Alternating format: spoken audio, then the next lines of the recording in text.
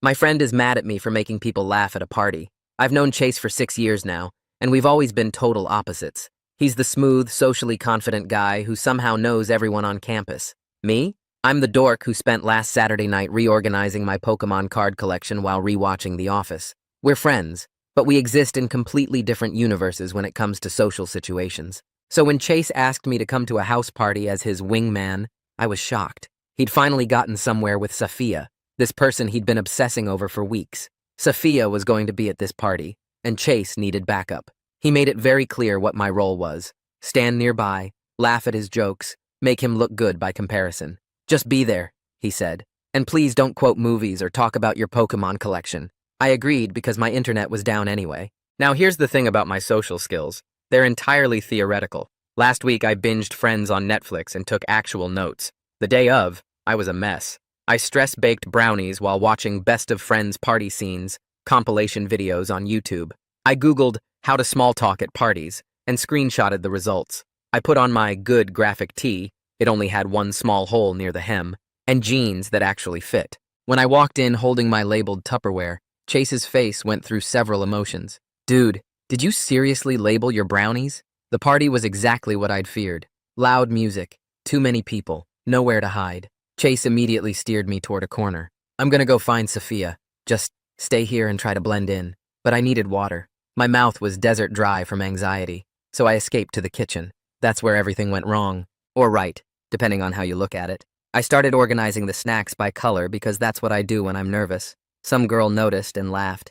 Are you color-coding the chips? It's soothing, I admitted. Then Panic remembered a line from Friends. Could this be any more organized? I did the Chandler emphasis thing with my hands. She laughed harder. Not mean laughing, genuine laughing. Then Sophia walked in looking for ice. I held out my Tupperware like an offering. Brownie? They're stress brownies. I mean, regular brownies. I made them while stressed. But they're not, like, medicated or anything. Sophia's entire face lit up. Did you just say stress brownies? I tried to recover by doing Joey's signature head nod and, how you doing? But I said it way too earnestly, like I was actually asking about her well-being. I'm good, Sophia said, clearly amused. How are you doing? Oh, no, that was supposed to be, never mind. I mentioned I'd been watching Friends to prepare for this party. Sophia nearly choked on the brownie. Wait, you studied for a party? I have Joey's best pickup lines written on my palm, I admitted, showing my smudged hand. That's when the kitchen became party central. Sophia started telling everyone about my party training. Someone suggested we share our worst social advice. The host confessed they'd hidden their Nintendo Switch in the oven in case the party sucked. We created a drinking game, with water, in my case, where everyone shared their most embarrassing social prep stories. I taught them Ross's pivot, yell for navigating crowded spaces. Sophia kept laughing and touching my arm. At one point she said, "You're like if someone learned to be human from watching TV. It's adorable." Chase kept trying to lure Sophia back to the main room, but Sophia stayed in the kitchen, sitting on the counter next to my color-coded snack arrangement, asking about my Pokemon collection after overhearing me mention it to someone else. Chase said not to bring that up, I said.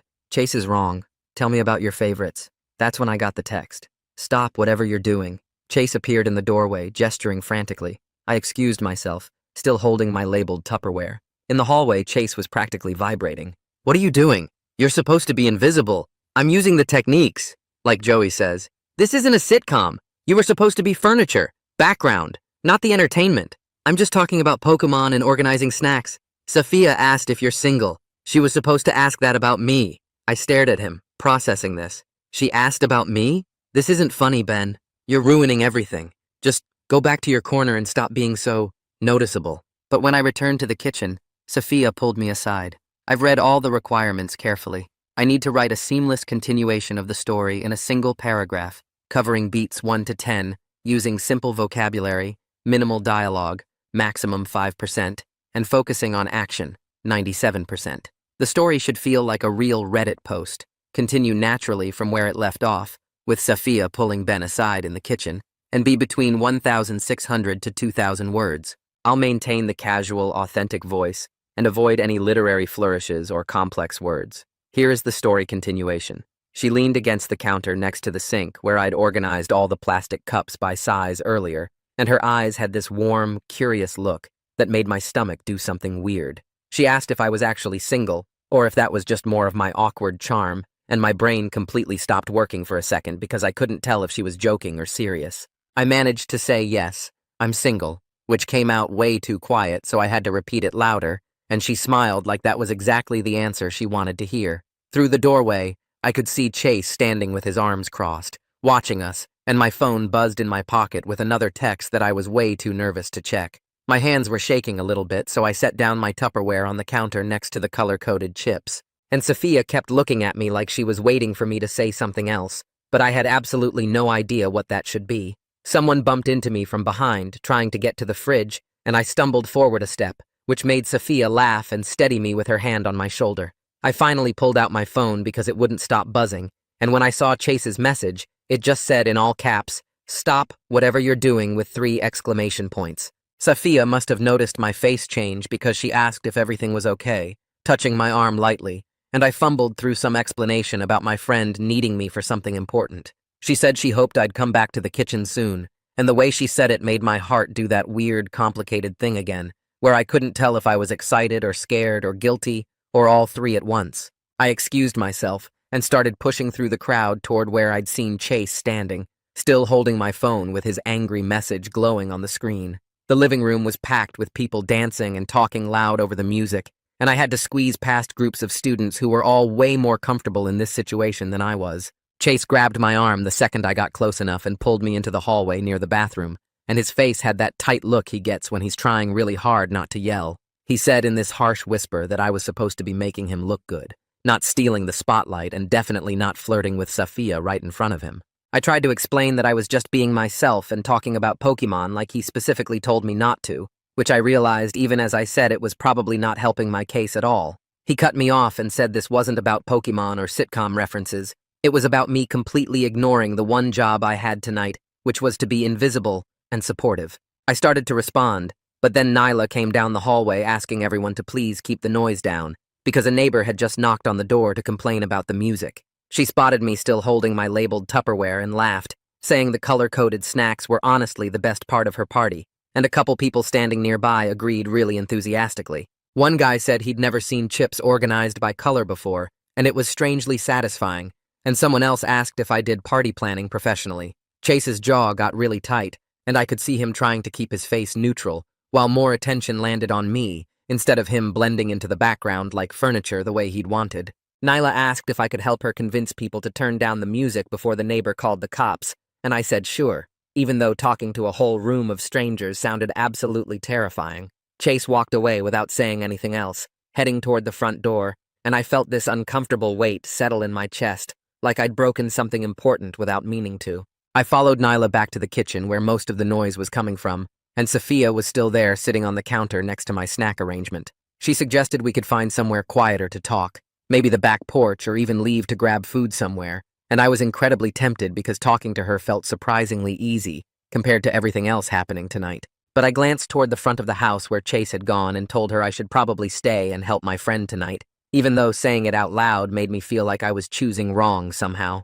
She looked disappointed but nodded and said she respected that I was loyal to my friends, even when it got complicated, which made me feel slightly better, and also much worse at the same time.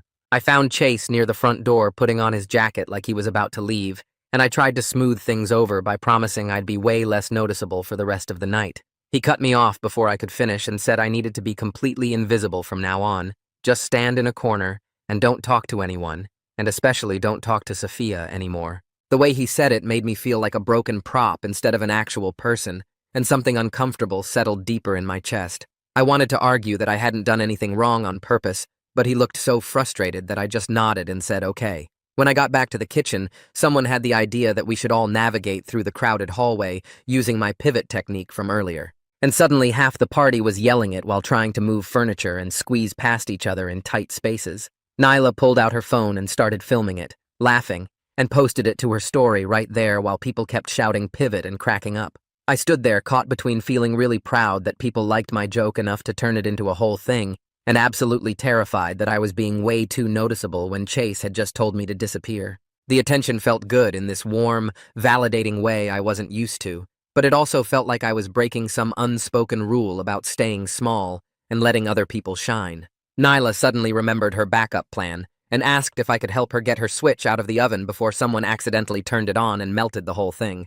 I carefully opened the oven door and pulled out the console while she explained to everyone nearby that she'd hidden it there in case the party turned out boring and she needed an escape plan. She announced to the kitchen that I'd just saved her switch and her party, and people actually cheered, which made me feel strangely competent in a way I definitely wasn't used to feeling at social events. My phone buzzed again, and I checked it to see another message from Chase asking why I was still the center of attention, and I didn't know how to respond because I genuinely wasn't trying to be.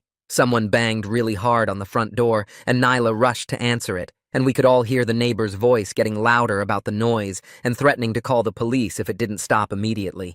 Nyla came back looking stressed and asked everyone to seriously quiet down, or the party was over, and she could get in real trouble with her landlord. The music dropped to a much lower volume, and people started talking in quieter voices, and I helped by gently reminding the kitchen crowd that Nyla could face actual consequences if the noise complaint got official. The whole vibe shifted from fun and chaotic to tense and worried, and my anxiety spiked because conflict and authority figures are basically my two least favorite things combined. At least I was doing something useful instead of just standing around awkwardly trying to figure out where to put my hands, and Nyla thanked me quietly for helping calm people down. Around midnight, I decided I needed to leave because the social energy was completely draining, and I could feel my battery hitting zero fast. Chase was still somewhere in the house, glaring at me from across rooms every time I saw him, and I couldn't handle the tension anymore. I grabbed my empty Tupperware from the counter and headed toward the front door, and Sophia caught me right as I was about to leave. She asked for my number, and I pointed to the label on my Tupperware where I'd written my contact info in case anyone wanted the brownie recipe, which seemed like a good idea when I was stress baking earlier but now felt kind of silly. She pulled out her phone and took a photo of the label, saying she'd text me tomorrow, and I walked home floating on this weird mix of excitement about Sophia and crushing guilt about Chase and complete exhaustion from 3 hours of non-stop social interaction. I drop my backpack on the floor and pull out my journal from the desk drawer, flipping to a blank page. My hand moves across the paper as I write down everything that happened at the party, trying to make sense of it like I'm studying for a test. I list what went right. People laughed at my Chandler impression. Sophia liked the brownies. The pivot moment became a whole thing. Then I list what went wrong. Chase got mad. I was supposed to be invisible. Sophia asked about me instead of him. I grab my phone and scroll through the screenshots of small talk advice I saved earlier, rereading each tip and trying to figure out where I went off script. The advice said to ask questions and listen, which I did, but it also said to let other people shine, which I definitely didn't do. My phone sits on the corner of my desk, and I keep glancing at it every few seconds, hoping to see a notification from Sophia, but also scared that Chase will send another angry text. The screen stays dark, and I go back to my journal, writing about how organizing the snacks by color somehow made people like me instead of think I was weird. I reread my notes 3 times, circling the parts where I deviated from the plan, but I can't figure out why being myself worked better than following the script. My eyes feel heavy, and I finally close the journal around 2 in the morning, setting my phone on the nightstand where I can hear it if anyone texts. The alarm on my phone buzzes at 9, and I grab it immediately, squinting at the bright screen. 2 text notifications stare back at me, and my stomach does something uncomfortable as I unlock the phone. The first message is from Sophia. "Thanks for making last night actually fun. You're hilarious and genuine, and I'd love to grab coffee sometime if you're free." The second message is from Chase, and it's much longer. "I can't believe you completely derailed my entire plan. I asked you to help me look good, and instead you made me look boring by comparison. Sophia barely talked to me all night because she was too busy laughing at your Pokemon stories and your weird snack organization. I needed your help, and you turned it into your own moment." I stare at both messages for what feels like forever, but is probably only 20 minutes. My brain tries to process how the same night made one person happy and another person so upset with me. I read Sophia's message again and feel warm and excited. Then I read Chase's message and feel sick with guilt. My thumbs hover over the keyboard, but I don't know what to type to either of them. The realization hits me that making Sophia smile apparently meant letting Chase down, and I don't know how to fix that, or if I even should try. I throw off my blanket and get out of bed, pulling on jeans and a clean shirt. Texting back feels like hiding, and I need to apologize to Chase face to face, even though the idea makes my hands shake. I grab my keys and wallet, shoving them in my pockets as I head for the door. The walk across campus toward the gym feels longer than usual, and I keep rehearsing what I'll say in my head. "I'm sorry I took attention away from you. I'm sorry I wasn't invisible like you wanted. I'm sorry Sophia liked talking to me. None of it sounds right because I'm not entirely sure what I'm apologizing for, but Chase is my friend, and I hurt him somehow, so I need to at least try. My hands won't stop shaking as I walk past the library and the student center, getting closer to the gym with each step. Before I reach the gym entrance, I stop on the sidewalk and pull out my phone, opening my messages. I need to respond to Sophia before I talk to Chase because leaving her hanging feels wrong. I type out, yes to coffee, but I need to talk to my friend about something important first. Can I let you know when I'm free? I hit send, and her response comes back almost immediately. Of course. Take your time with your friend stuff. Let me know whenever you're ready. The smiley face makes my anxiety ease just a little bit, and I realize that her patience about my friendship drama makes me like her even more. That thought immediately makes the guilt about Chase worse, because here I am thinking about how great Sophia is when I'm supposed to be focused on fixing things with my best friend. I put my phone away and push through the gym doors, scanning the rows of treadmills and weight machines for Chase. I spot him on a treadmill near the back wall, running at a steady pace with earbuds in. I walk over and stand next to his machine, waiting for him to notice me. He glances over and does a double take, then slows the treadmill to a walking speed and pulls out one earbud. I open my mouth to start my apology, but he cuts me off before I can get a word out. Dude, your party skills were insane last night, he says with a forced laugh, still not making eye contact. Who knew you had it in you? I try again to apologize, but he keeps talking over me, making jokes about my surprise social success while his eyes stay fixed on the treadmill display. Every time I start to explain what happened, he deflects with another comment about my Chandler impression or the color-coded snacks. His humor feels like a wall he's putting up between us, and I can't get through it to have an actual conversation. I stand there for another 5 minutes trying to engage with what I actually came to say, but he won't let me address the real problem. Finally, I give up and tell him I'll see him later, walking out of the gym feeling more frustrated than when I arrived. He wouldn't let me apologize or explain anything, just kept making light of the whole situation while avoiding my eyes. That evening, my phone buzzes with a message in a group chat I barely remember joining. Nyla's name appears at the top. Hey everyone who was at the party. The RA needs to follow up on the noise complaint from last night. Can anyone confirm what time things actually quieted down? Trying to give accurate info. My chest tightens as I read the message and realize I might have to talk to an RA officially about party details. Authority figures make me nervous even when I haven't done anything wrong, and the idea of being interviewed about the noise complaint makes me want to go reorganize my entire Pokemon collection as a way to calm down. I respond to Nyla's message with the honest timeline I remember, telling her that people started quieting down around 11:30 after she asked everyone to keep it down. She replies thanking me for the straightforward answer, and I try to ignore the anxiety building in my stomach about potentially having to repeat all this information to the RA in person. The next morning, I meet Sophia at a quiet coffee shop 2 blocks from campus. She's already there when I arrive, sitting at a corner table away from the main crowd near the front. I slide into the chair across from her and she smiles, closing her laptop. We order drinks and she gets something complicated with extra foam and caramel, while I just ask for regular coffee. When the drinks arrive, we start talking about the party without all the noise and chaos surrounding us. The conversation feels surprisingly easy, and I'm not performing or trying to remember which friend's character would say what in this situation. I just respond naturally to whatever she says, and somehow that works better than any script I could have memorized. She laughs at things I say that aren't even jokes, just normal observations about campus or classes, and I start to relax into my chair. Sophia leans forward and tells me she likes people who are intentional about things, even weird things like studying for parties. She says it shows they actually care about connecting with others instead of just winging it and hoping natural charm carries them through.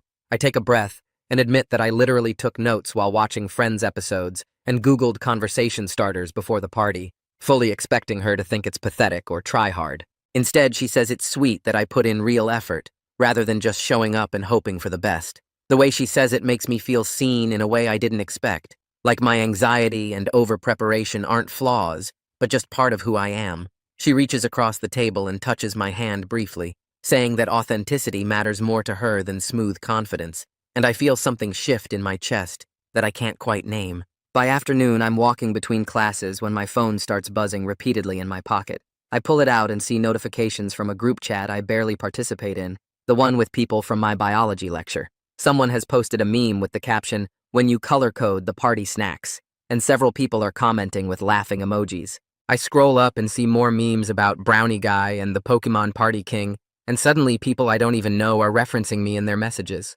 The attention feels strange and overwhelming, like I accidentally became a minor character that everyone on campus recognizes when I was trying to be completely invisible. Part of me feels proud that people noticed me in a positive way instead of making fun of me. But mostly, I'm embarrassed and want to disappear back into the comfortable obscurity I had before the party. I put my phone away and try to focus on getting to my next class, but I can feel people glancing at me in the hallway, and I'm not sure if I'm imagining it or if they actually recognize me as the party organization guy. I'm back in my dorm room that evening working on homework when my phone buzzes with a direct message from Chase. This one is different from his gym deflection, more serious and direct. You need to back off, Safia, or our friendship is over. I've been patient with your main character moment, but you need to remember who you're supposed to be helping here. I asked you to be my wingman, not to steal the person I've been trying to connect with for weeks. Make a choice. I read the message 3 times, and each time it feels like getting punched in the stomach. I value our 6-year friendship more than almost anything. But the way he's framing this ultimatum makes me feel like a servant who failed at his job instead of a friend who deserves respect. The message sits on my screen unanswered, and I don't know what to type back because anything I say will either end our friendship or mean giving up on something real with Safia. I stare at Chase's ultimatum on my screen until the words blur together and my eyes start to hurt. The message sits there demanding an answer I don't have, asking me to choose between a 6-year friendship and whatever might be starting with Safia. I close my phone without responding because anything I type right now will either blow up our friendship or make me feel like I'm giving up something real before it even has a chance to start. My roommate asks if I'm okay, and I just nod while shoving my phone in my pocket, trying to focus on the chemistry homework spread across my desk that suddenly seems way less complicated than my actual life. The next morning, I'm walking between my history lecture and the library when someone crashes into me hard enough that my backpack slides off one shoulder. I stumble sideways and look up to see this girl with long, dark hair and sharp eyes staring at me with an expression that's somewhere between protective and ready to interrogate. She crosses her arms and plants herself directly in my path, blocking the sidewalk like she's been waiting specifically for this moment. I recognize her face from Safia's social media, the roommate who's always in the background of photos making funny faces or photobombing group shots. Kavya doesn't waste time with small talk or pretending this is a friendly chat. She asks point blank what my intentions are with Safia, and whether I'm the kind of person who plays games or causes drama. Her voice level but firm enough that a couple students walking past glance over curiously. My brain immediately goes into panic mode because confrontation with someone's protective friend feels like a test I didn't study for, and I can feel my palms getting sweaty as I try to figure out how to explain a situation I barely understand myself. I stumble through saying that I genuinely like Safia and didn't plan for any of this to happen, that I was literally supposed to be invisible furniture at that party, and somehow ended up being the opposite. Kavya studies my face while I'm talking, her eyes narrowing slightly like she's trying to detect any hint of bullshit or manipulation in my expression. I keep talking because the silence feels worse, admitting that I know the timing is terrible and that Chase is mad at me, and that I'm not trying to hurt anyone, but I also can't pretend I don't feel what I feel. She watches me fidget with my backpack strap for a long moment before her expression softens just slightly, enough that I can breathe again. Kavya says she'll be watching how this plays out, but I seem sincere enough for now, then adds that Safia has had enough people in her life who weren't honest about what they wanted. The warning is clear, even though her tone stays relatively friendly, and I nod quickly to show I understand before she steps aside to let me pass. I walk toward the library feeling like I just survived some kind of informal trial, my heart still beating faster than normal from the unexpected confrontation. That evening, I'm trying to focus on reading for my sociology class, when my phone buzzes with a message from Nyla. She asks if I can confirm the exact timeline of when the party got loud and when things quieted down after the neighbor complaint, explaining that the RA needs specific details for some official report. I sit up straighter in my desk chair and scroll back through my memory of that night, trying to pin down actual times instead of just the blur of anxiety and unexpected socializing. I text back honestly about what I remember, saying the music was really loud until maybe 11:30, when the neighbor banged on the door, and that Nyla got everyone to cooperate and lower the volume within 10 or 15 minutes. I add that she handled the whole situation really well and got people to actually listen instead of ignoring the complaint or making it worse. Nyla responds quickly, thanking me for being straightforward, then mentions she might face consequences from housing, but she appreciates people who don't make things worse by lying or changing their story. The message makes me feel slightly guilty even though I didn't do anything wrong. Like my presence at the party somehow contributed to problems for someone who was actually nice to me. I tell her I hope everything works out okay with housing, and that her party was genuinely fun despite the drama, which feels inadequate but honest. She sends back a simple thumbs up emoji, and I go back to my reading, though I keep glancing at my phone, wondering if there will be more official questions coming my way. The next morning, I wake up to an email from someone named Andrew with an official university housing address in the signature. My stomach drops immediately even before I finish reading the message, because emails from authority figures always make me feel like I'm in trouble, even when I know logically that I didn't do anything wrong. Andrew asks if I can stop by his office for an informal chat about the party and the noise complaint, emphasizing that it's just to get a complete picture of what happened and that I'm not being accused of anything. The rational part of my brain understands this is standard procedure and that the RA just needs to document everything properly. But the anxious part of my brain is already spiraling into worst-case scenarios about getting in trouble or having to testify at some housing hearing. I spend the next hour mentally preparing for the conversation, rehearsing what I'll say and reminding myself over and over that Andrew is just doing his job and I can answer questions honestly without freaking out. I pull up the email 3 more times to reread it, analyzing the tone for any hint of accusation or anger, but it stays consistently neutral and professional. I type out a response saying I'm available this afternoon if that works, then delete it and rewrite it twice before finally hitting send. My hands are shaking slightly as I get ready for my morning classes, and I can already feel the low-level anxiety that's going to sit in my chest all day until the meeting actually happens. In my afternoon lab class, I decide to test whether I can actually have a normal conversation without relying on sitcom references or my carefully prepared scripts. My lab partner is this quiet guy who usually just focuses on the experiment without much small talk. But today, I use one of the conversation starters I wrote down last night to ask him about his weekend plans. The words feel awkward coming out of my mouth because they're genuinely mine, instead of borrowed from Joey or Chandler, and I have to resist the urge to add a TV show reference to make the question feel safer. He looks up from adjusting the microscope and actually responds with real enthusiasm about a concert he's going to see, and suddenly we're having an actual conversation about music and campus events. I contribute my own thoughts about shows I've been to, and bands I like, and the conversation doesn't implode into awkward silence or make him look at me like I'm weird. My lab partner even laughs at something I say about the terrible acoustics in the student center, and it's a genuine laugh at my actual observation rather than because I quoted a famous sitcom line. The small victory makes me think maybe I'm actually learning to exist socially without constant scripts, that maybe my real personality is enough to connect with people if I just let it out, instead of hiding behind borrowed charm. We finish the lab work while talking about normal things, and when class ends, he suggests we should grab food sometime, which feels like a bigger win than any party moment. I walk out of the science building feeling slightly more confident that I can be myself without completely bombing every social interaction. Between classes, I meet Safia for a walk across the main quad, and the afternoon sun makes everything feel less heavy than the anxious spiral I've been in since Chase's ultimatum. We fall into step together easily, and I carefully bring up the question that's been sitting in my chest like a weight, asking where things actually stand between her and Chase. The question feels risky because I'm not sure I want to hear the answer, but I need to understand the situation before I make any real decisions about what happens next. Safia slows her walking pace and explains that Chase had been flirting with her for weeks leading up to the party, lots of casual conversations and compliments, but nothing that ever turned into an actual date or defined relationship. She says she'd been interested enough to flirt back and see where it went, but they never had the conversation about being exclusive or even seriously dating. The clarification helps because it means I'm not actually stealing someone's girlfriend, but it also makes me realize I'm caught in a complicated situation where Chase's expectations don't match the reality of what actually existed between them. Safia adds that she appreciates me asking directly, instead of just assuming or making moves without checking, which makes me feel slightly better about navigating this mess. We keep walking in silence for a minute while I process everything she's said, watching other students cross the quad with their own drama and complications that I know nothing about.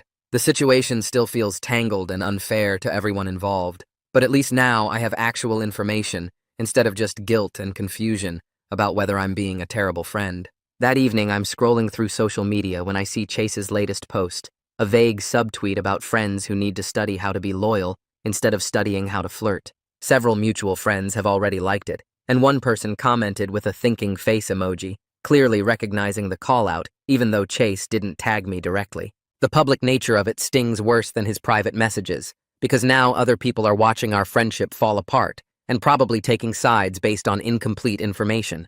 I'm immediately tempted to respond with my own subtweet defending myself, explaining that loyalty doesn't mean being invisible furniture or giving up on real connections to serve someone else's insecurity. My fingers actually start typing out a response about how friendship should be mutual respect instead of one person using another as a prop, but I stop halfway through and stare at the draft. The urge to engage in public social media drama is strong because staying silent feels like accepting blame, but I also know that fighting online will just make everything worse and give people more entertainment at our expense. I close the app and try to resist checking it again, even though my fingers keep itching to open it back up and see if more people have liked Chase's post or if anyone is defending me in the comments. The phone sits on my desk, taunting me with notifications I'm trying to ignore, and I have to physically put it in a drawer to stop myself from getting pulled into the drama spiral.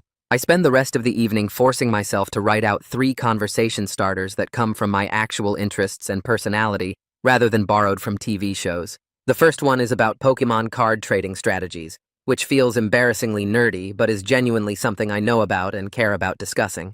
The second is about stress baking and different brownie recipes I've tried, turning my anxiety coping mechanism into a potential conversation topic instead of something to hide. The third is about organization systems and why color-coding things actually helps reduce mental clutter, which sounds boring when I write it down but is honestly something I could talk about for hours. Looking at these 3 starters feels vulnerable in a way that memorizing Joey's pickup lines never did, because these are pieces of my actual self instead of borrowed charm that keeps me safe from judgment.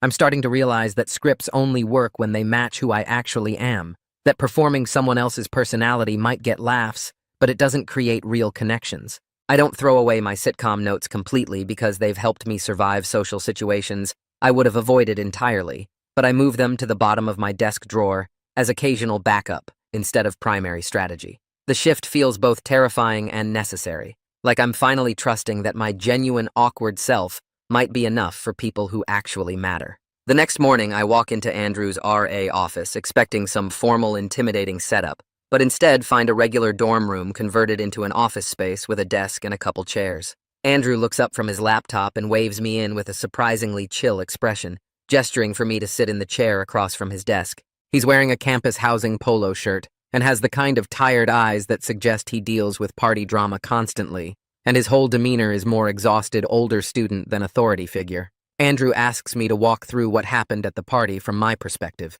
starting with when I arrived and ending with when things quieted down after the neighbor complaint. I explain the timeline as honestly as I can, including how I ended up in the kitchen organizing snacks because I was anxious, and how Nyla handled the complaint by getting everyone to cooperate quickly instead of letting things escalate. Andrew nods while taking notes on his laptop, occasionally asking clarifying questions about specific times or how many people were there. He never sounds accusatory or like he's trying to catch me in a lie, just genuinely trying to document what happened for the housing office records. I mentioned that Nyla was really responsible about the whole situation and got people to lower the volume as soon as the issue came up, hoping that detail might help her avoid serious consequences. Andrew looks up from his laptop and says he appreciates straightforward accounts from people who were actually there, adding that I'm not in any trouble but he needed to document everything properly. The relief I feel is immediate and physical, like my shoulders drop about 3 inches from where they've been tensed since I got his email. Andrew asks if I have any questions, and I shake my head, just grateful that the conversation wasn't the nightmare scenario my anxiety had built up in my head. I leave his office feeling lighter than I have in days, checking my phone to see a text from Sophia. The message from Sophia thanks me for helping with the official questions and asks if I want to go for a walk in the park near campus, where it's quieter than coffee shops or dining halls. The invitation feels intentional rather than casual, like she's deliberately creating space for us to talk about real things without the background noise of party chaos or crowded public places. I text back that I'm free now if she is, feeling nervous anticipation rather than the script-dependent panic that usually comes with planned social interactions. We agree to meet at the main entrance in 15 minutes and I head that direction, trying not to overthink what we're going to talk about or what this walk means for whatever is developing between us. The park is mostly empty when I arrive except for a few people walking dogs or jogging on the paths, and Sophia shows up right on time wearing a jacket and carrying a water bottle. We start walking without any specific destination, just following the main path that winds through trees and around a small pond. The silence between us feels comfortable instead of awkward, like we're both gathering thoughts rather than scrambling to fill empty space with meaningless chat.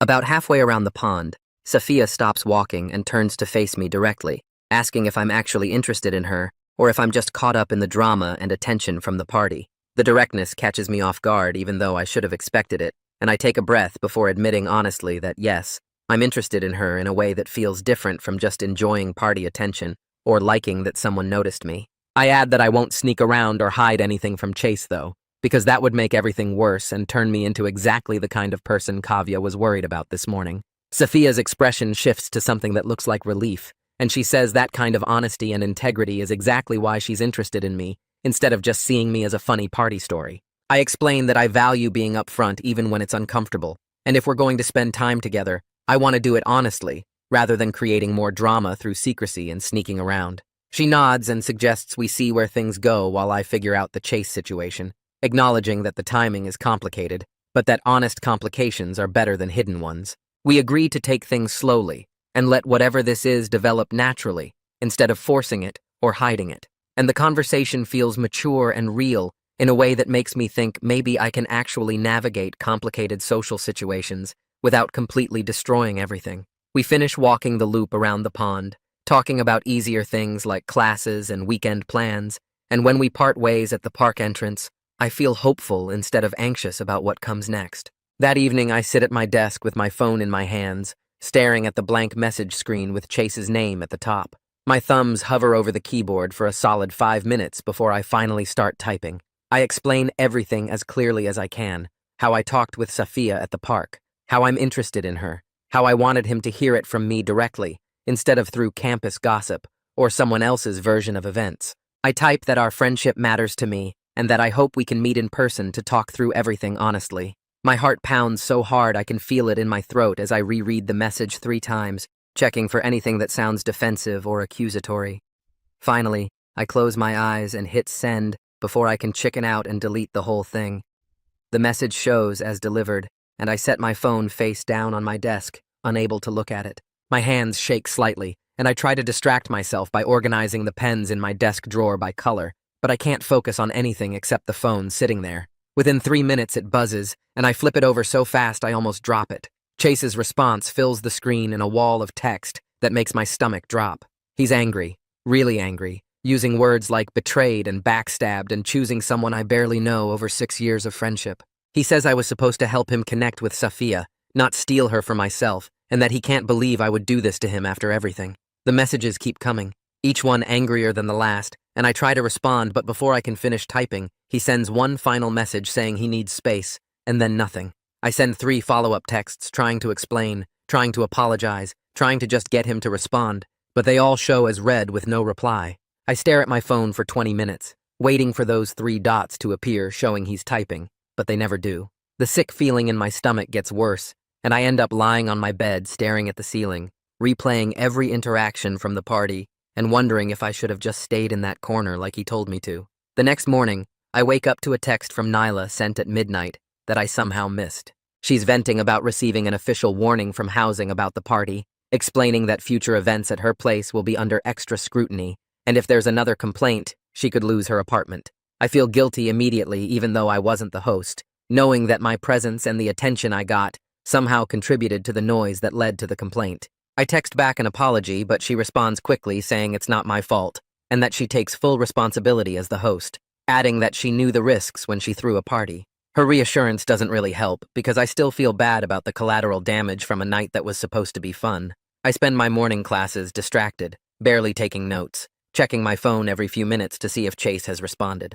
By afternoon, I spot him leaving our shared history class, and I make a split-second decision to follow him outside. He walks fast across the quad, and I have to jog slightly to catch up, calling his name twice before he finally stops. He turns around with his arms crossed, and I insist that we need to actually talk instead of him just being angry at me through texts. He starts to walk away, but I step in front of him and say, I'm not leaving until we have an actual conversation. Something in my tone must convince him because he finally stops, and his shoulders drop slightly. He admits, quieter than I've ever heard him speak, that he hates needing a wingman in the first place. He says it makes him feel inadequate compared to guys who are naturally smooth with people, like he can't do anything on his own without someone there to make him look good. The vulnerability catches me completely off guard because Chase never talks like this, never admits to feeling less than confident about anything. I realize in that moment that his anger isn't really about me stealing Safia. It's about his own insecurity about not being enough on his own. We end up sitting on a bench near the library,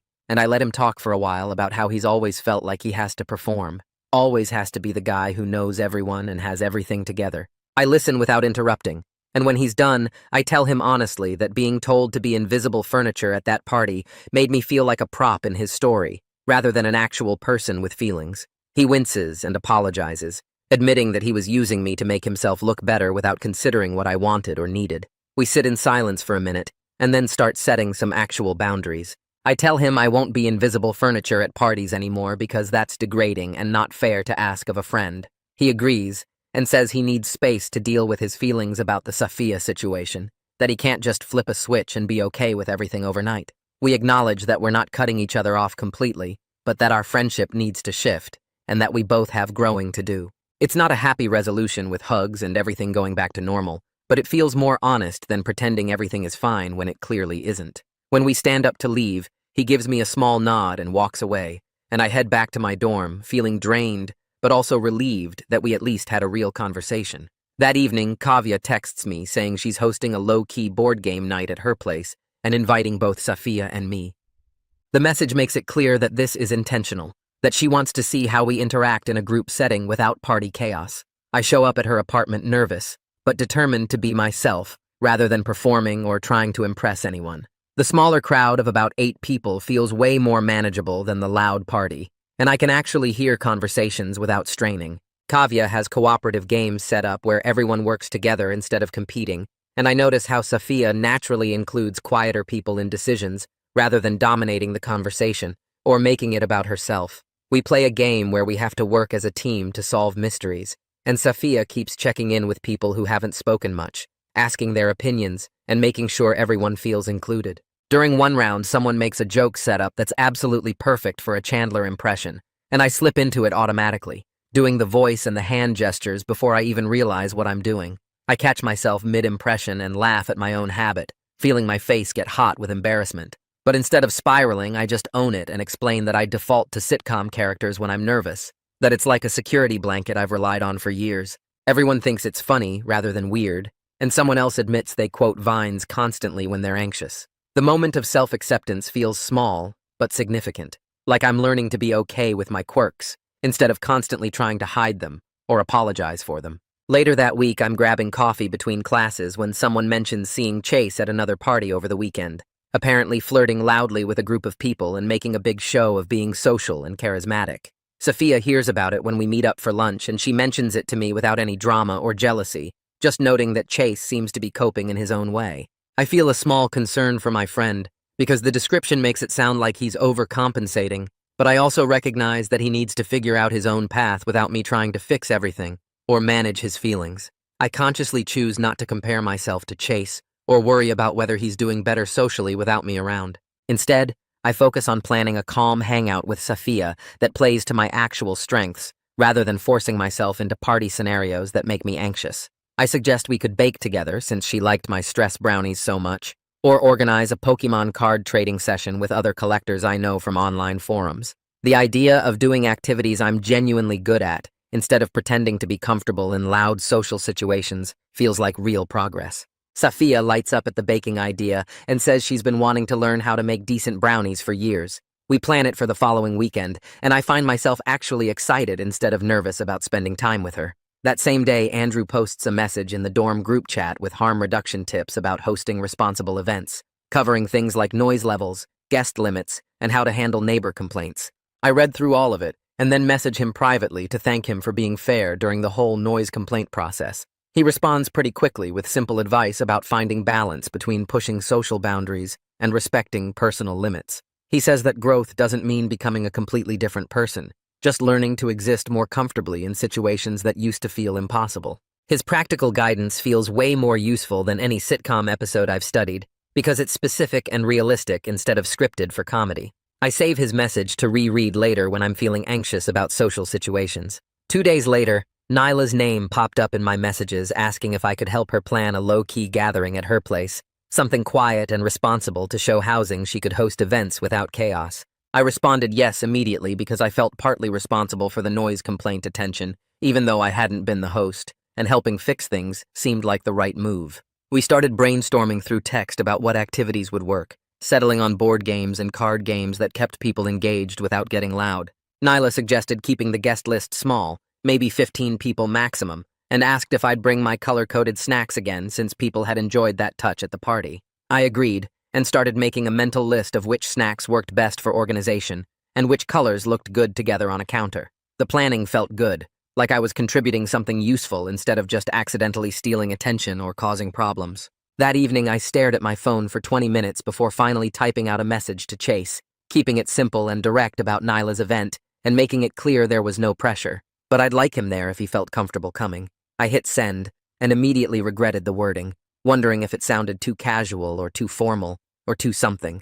The text sat in my sent messages with no response, just that single checkmark showing it had been delivered but not read. I forced myself to put my phone face down on my desk and tried to focus on homework, but every few minutes I'd flip it over to check for a response that hadn't come. Reaching out felt vulnerable in a way that made my chest tight, like I was admitting I still valued our friendship, even though things were complicated and weird between us. By the time I went to bed that night, Chase still hadn't responded, and I tried not to read too much into the silence. The next morning, Safia texted asking what she could bring to Nyla's event, and when I suggested she didn't need to bring anything, she insisted on contributing something. She offered to make what she called calm brownies, regular brownies without my stress-baking energy, and then asked what would make me feel comfortable at the gathering. The question caught me off guard because most people just assumed I'd be fine, or didn't think about my anxiety at all. I explained through text that smaller crowds helped, and having structured activities instead of just mingling made social situations way more manageable for me. She responded that she'd noticed I seemed more relaxed when there was something specific to do, rather than just standing around talking, and she appreciated me being honest about what I needed. Her attention to my anxiety triggers made me feel seen in a way that was different from Chase's approach of just telling me to be invisible or furniture. Between classes the next day, someone I vaguely knew from a shared class last semester stopped me in the hallway, asking if I had a minute to talk. I said sure, and they immediately launched into relaying a rumor they'd heard about me stealing Chase's crush and betraying a longtime friendship, their tone making it clear they were fishing for drama or my side of the story. I took a breath and calmly explained once that Safia hadn't been in a relationship with Chase, that they'd never defined anything or gone on actual dates, and that people are allowed to develop feelings without it being theft.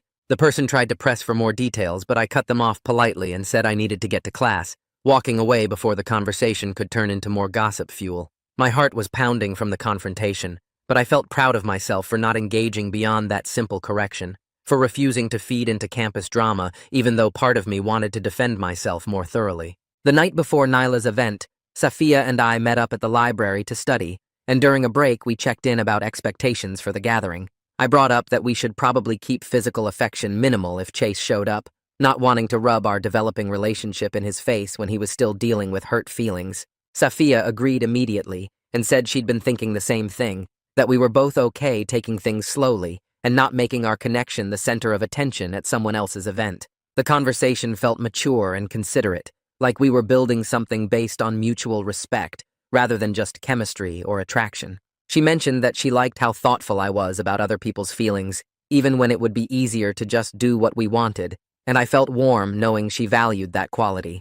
We agreed to mostly hang out in separate areas of Nyla's place during the event, and just check in occasionally, giving Chase space if he decided to come. Saturday evening arrived, and I showed up at Nyla's apartment 30 minutes early, with 3 containers of color-coded snacks, having spent the afternoon arranging chips and pretzels and crackers by color gradient. Nyla let me in and immediately put on mellow background music, something instrumental that filled the space without demanding attention. I set up my snack arrangement on the kitchen counter while Nyla laid out board games on her coffee table and card games on her dining table. People started arriving in small groups, and by 7, the apartment held about 15 people scattered comfortably around different spaces. The vibe was completely different from the loud party, and I felt my shoulders drop from their usual tense position as I realized I could actually enjoy this without constant anxiety.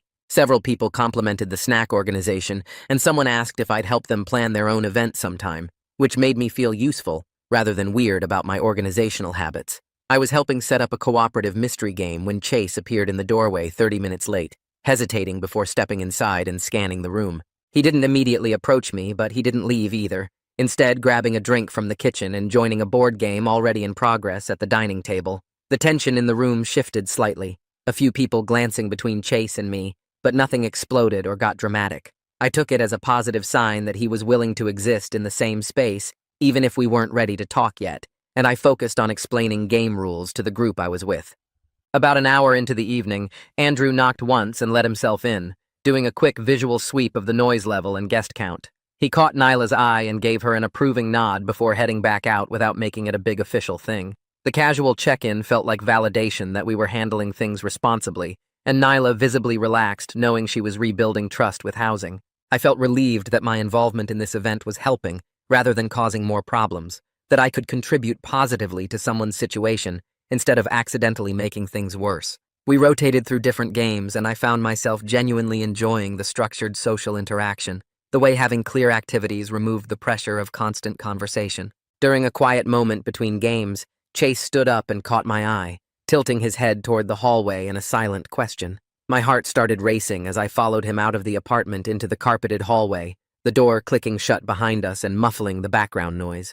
Chase leaned against the wall and crossed his arms, not in an angry way, but more like he was holding himself together. He admitted that he'd resented needing a wingman in the first place, that asking me to come to that party had made him feel inadequate and less than compared to guys who were naturally smooth with people. The vulnerability in his voice caught me off guard after weeks of anger and deflection. He continued that watching me succeed socially by just being genuine and awkward had made him realize he'd been performing confidence instead of building real connections, that he'd been so focused on being seen as the charismatic guy that he'd forgotten how to actually connect with people. The honesty was painful to hear, but also validating, like we were finally having the real conversation that should have happened weeks ago, instead of all the defensive posturing and hurt feelings. I took a breath and shared how it had felt to be told to be furniture and invisible, explaining that his instructions had made me feel like a prop in his story, rather than a person with my own feelings and needs. Chase winced and looked down at his shoes, and after a long pause he apologized for using me to make himself look better, without considering what I wanted or how it affected me. He acknowledged that he'd been treating our friendship like it existed to serve his social goals, rather than being a mutual relationship between equals. We stood in that hallway for several more minutes working through the hurt and misunderstanding, and eventually agreed that we needed to rebuild our friendship slowly, with actual boundaries and mutual respect. It wouldn't be the same easy dynamic we'd had before, but hopefully it would be healthier and more honest. Chase said he needed more time before we could hang out one-on-one again, but that he appreciated me inviting him tonight and giving him space to process. I told him I understood, and that I'd be here when he was ready to reconnect more fully. We went back inside separately, Chase returning to his board game and me joining a different group, and the rest of the evening continued without more drama. Back inside, I grabbed a stack of game cards from the coffee table and started setting up another round while keeping one eye on the living room where Safia had walked over to Chase. They stood near the window talking quietly, and from across the room I couldn't hear their words, but I could see their body language. Chase had his arms crossed at first, but then he relaxed them and nodded a few times. Safia touched his arm briefly in what looked like a friendly gesture, not romantic, and Chase gave her a small smile before she turned away. I focused back on arranging the cards in neat piles, trying not to stare or make assumptions about what they'd discussed. About 20 minutes later, Safia came back to where I was sitting and settled onto the couch next to me. She explained that she'd told Chase directly that she valued him as a person and thought he was great, but she wasn't romantically interested and hoped they could be friendly without weirdness. Chase had handled it really well, according to her, listening without getting defensive or making it awkward. I felt this warm surge of hope that maybe we were all finding our way toward something better, some version of coexistence that didn't require anyone to pretend or perform.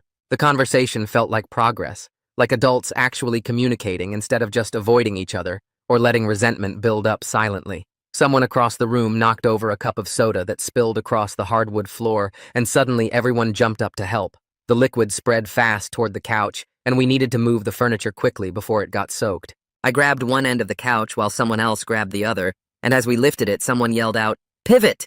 in a joking reference to my party moment weeks ago. This time the callback felt invited and useful, rather than me desperately trying to fit in with borrowed sitcom lines. Even Chase cracked a small smile from across the room where he was helping move a chair out of the spill zone. We pivoted the couch successfully, and someone else grabbed towels to clean up the mess. The shared joke felt like a tiny bridge between our old friendship and whatever came next. proof that some of our history could carry forward in a lighter way. I caught Chase's eye for a second, and he gave me a quick nod before turning back to help with cleanup. The moment was small, but it mattered, showing that maybe we could exist in the same spaces without everything feeling heavy and complicated. As people started gathering their things and heading out around 11, Nyla found me in the kitchen where I was packing up the leftover snacks into containers.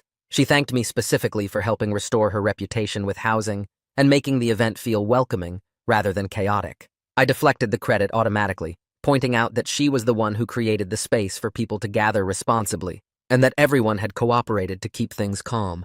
She shook her head and insisted that my organizational skills and calm energy had helped set the tone, that people followed my lead when it came to being considerate.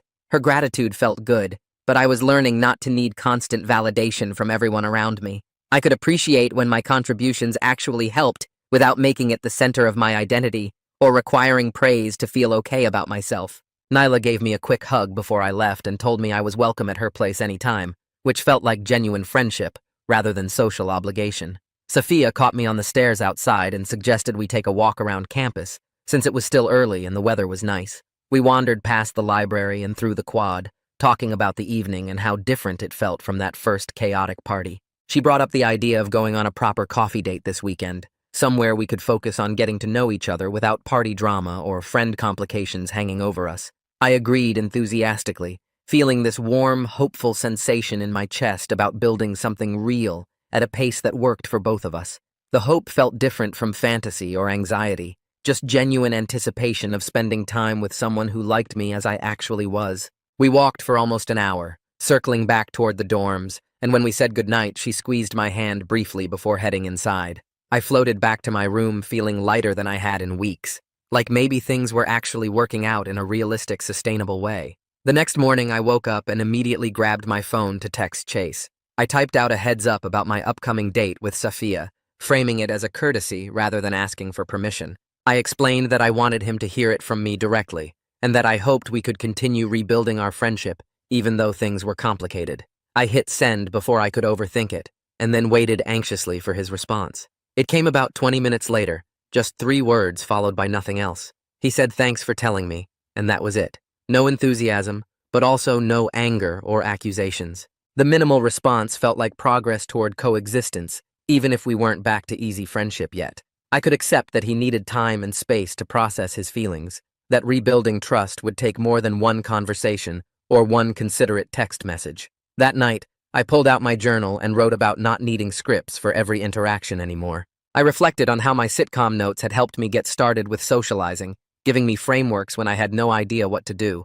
But the genuine connection with Sophia had come from dropping the performance and just being my awkward, authentic self. I kept my screenshot collection of conversation tips, but I was relying on them less now, using them as occasional reference rather than constant crutch. The shift from performance to authenticity felt scary, but also freeing, like I was finally learning to trust my actual personality instead of borrowing someone else's charm. I wrote about how people worth knowing would appreciate the real me, Pokémon collection and color-coding habits and all, rather than some performed version designed to make me seem cooler or smoother. My phone buzzed with a text from Sophia, and when I opened it, I found a photo of her brownie attempt. The brownies were somehow both burned on top and raw in the middle, a culinary disaster that made me laugh out loud in my empty room. We texted back and forth about her baking failure, and she suggested we could bake together this weekend, so I could teach her my stress baking techniques. The playful intimacy of planning a low-key domestic activity together made me smile wider than any grand romantic gesture would have.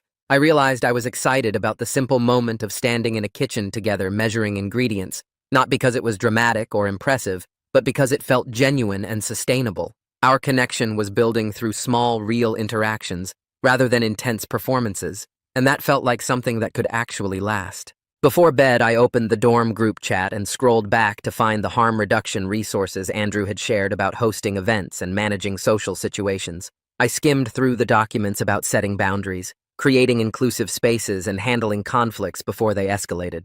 The practical information felt more useful than any sitcom episode I'd studied, giving me concrete tools rather than just borrowed personality traits. I saved the links to reference for future gatherings, appreciating that preparation didn't have to mean performance. I could be thoughtfully ready for social situations without scripting every word or trying to channel someone else's confidence. Being prepared could just mean having good information and realistic strategies, rather than memorized lines. A week and a half after Nyla's event, I noticed that the ambient tension between Chase and me had reduced to something manageable, if not completely comfortable. We weren't hanging out one-on-one yet, but we could exist in the same group settings without awkwardness taking over everything. We exchanged occasional texts about neutral topics like upcoming exams or campus events, keeping things friendly without forcing deep conversations. The functional coexistence wasn't our old easy friendship where we could joke about anything, but it was stable and respectful. I could see it as a realistic foundation for whatever came next, whether that meant slowly rebuilding closeness or just maintaining friendly distance. Either way felt okay, because we were treating each other like people, rather than props or obstacles. I finally put away my label maker after using it obsessively for the past 2 weeks to organize everything in my room. The small shift felt symbolic as I tucked it into my desk drawer, keeping the tools that genuinely helped me while letting go of the need to control and label everything perfectly. My Tupperware collection stayed organized and ready for the next time I stress-baked, because that preparation actually made me feel better. Life was messy and social situations were unpredictable, full of moments I couldn't script or control no matter how much I studied. But I was learning that my authentic, awkward self was enough, that the people worth knowing would appreciate my genuine personality rather than any performed version. I kept my sitcom notes in a folder, but I didn't open them as often, relying more on my own instincts and less on borrowed confidence. The balance felt right, holding on to what helped while releasing what held me back from being real. That's it for today's story. Thank you for spending a few minutes here. It really means a lot. I hope it brought a little warmth or a small reminder of the good things in life. Subscribe if you want to come back for more.